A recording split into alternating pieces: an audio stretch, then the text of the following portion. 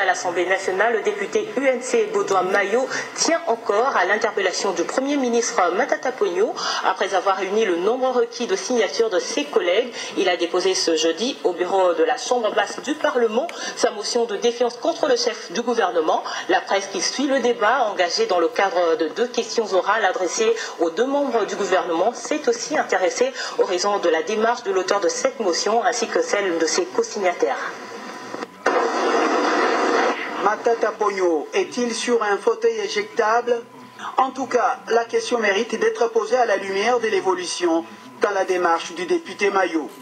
Accompagné de quelques-uns de ses collègues signataires de sa motion de défiance, le député Mayo, que nous avons suivi jusqu'au service courrier du bureau du président de l'Assemblée nationale, a juste effleuré les raisons de sa démarche contre le Premier ministre. Nous reprochons au Premier ministre, dans sa gestion, la violation de la Constitution et des lois, les actes de mégestion et l'impunité.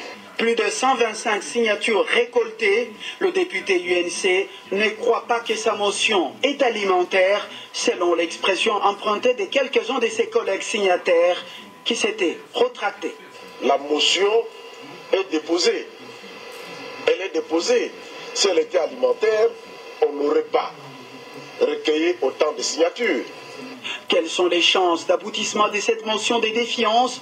La majorité se laissera-t-elle séduire en cette période des préparatifs des consultations nationales pour lâcher l'homme dit de la rigueur? Aucun député de la famille politique d'Augustin Matata Ponyo n'a voulu se prononcer sur ce sujet en ce moment.